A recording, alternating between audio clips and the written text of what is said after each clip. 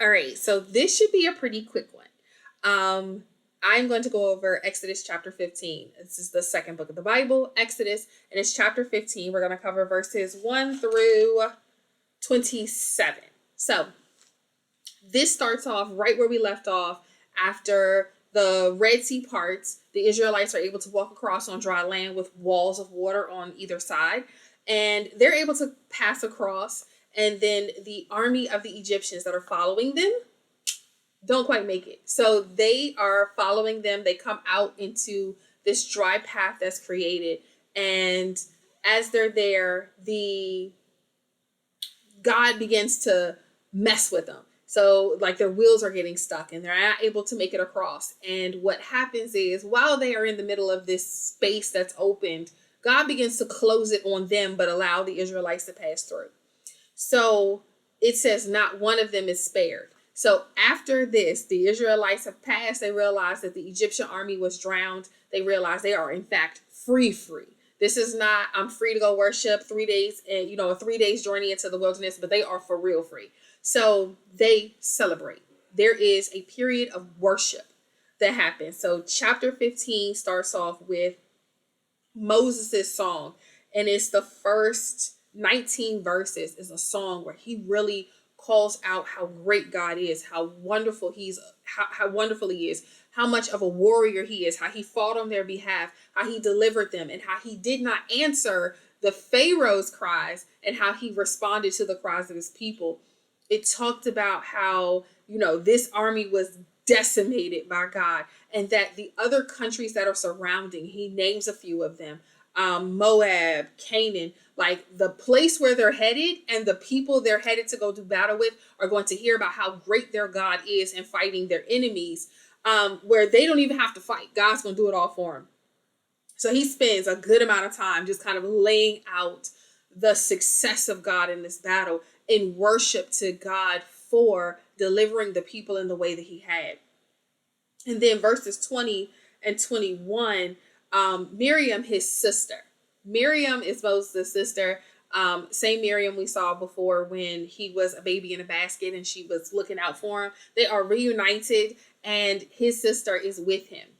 And she sings to the Lord. But there is an important thing that I want to point out. I heard this some time ago, and in verse 20 it says, and Miriam the prophetess, the sister of Aaron, took a timbrel in her hand. That's effectively like a tambourine, basically. Like this is an instrument like a tambourine. And she puts it in her hand, and all the women went out with her with timbrels and dancing.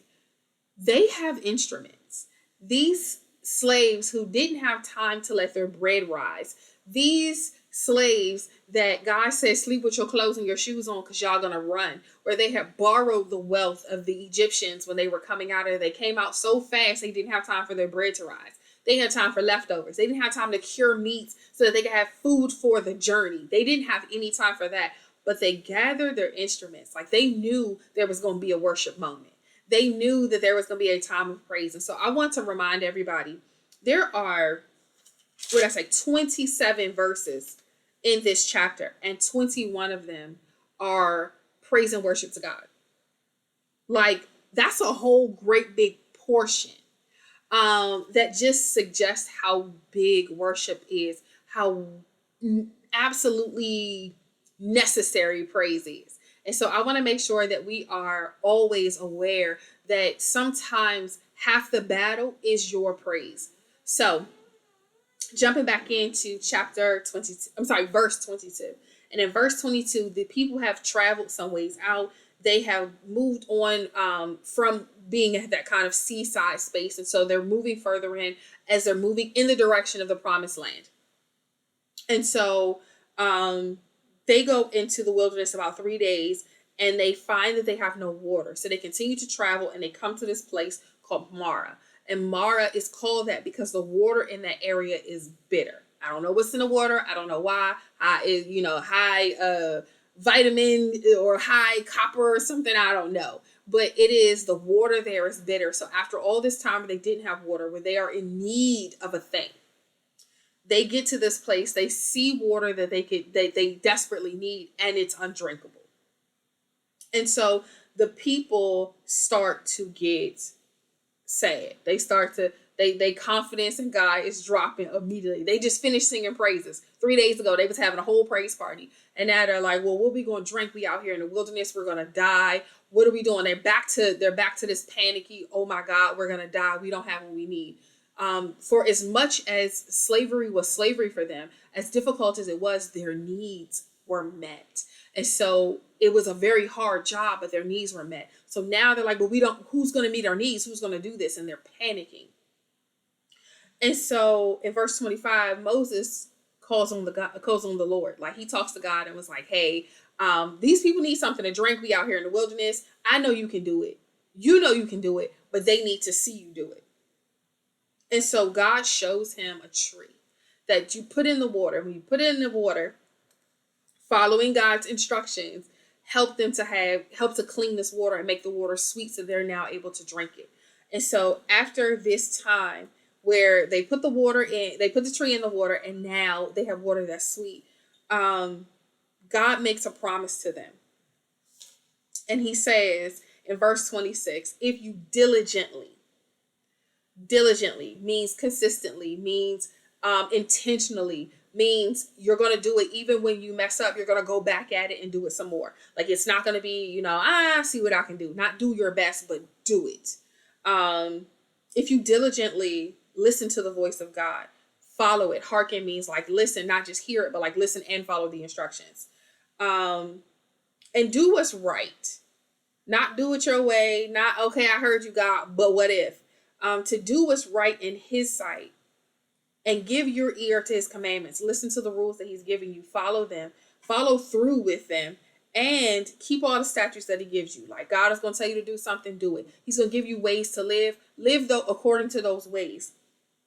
And then the promise that God gives is, if you're obedient, basically, if you listen and follow the rules, then what'll happen is I won't give you any of the diseases that were brought upon the Egyptians. You saw me tear them people up. You saw me send a whole bunch of pestilence and problems and diseases and heartache to those people. But if you just listen and follow what I'm telling you to do, then you won't have any of these problems, because I'm a God that heals. While I was hurting them, I was healing you. So while I was causing them to fall, I was raising you up. So I'm the God that's doing this. And if you just do what I tell you to do, then you ain't gonna have none of them problems.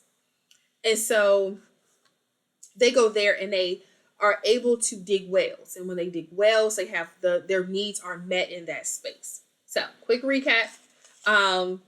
Chapter 15 gives us worship. It's just worship. For 21 straight verses, there are worship from men. There's worship from women. Everybody's dancing. They've got instruments. So anybody that says you can't have instruments in the church, that certain instruments aren't allowed, some of that stuff, that's not what's happening here. Like, God is saying praise. Like, let's just praise as completely and as fully as possible. There is dancing, there is singing, and there's not a space where it's women are doing this. Moses' song is the first 19 verses. So there is a space of praise from men. So make sure that you are lifting your voice in praise. Make sure that you are honoring God. And when you find yourself in a situation where there is bitter water, where there is a need of something, and when you find the thing that you need is still not right, take it to God. Don't give up. Don't feel like, oh, it's always something. Give it to God and let God do the thing that needs to be done with it. Let him show you how to turn the thing that's not quite working into the thing that you absolutely need. And trust that he's going to meet your needs and he's not going to leave you out there. All right, y'all. Y'all be blessed.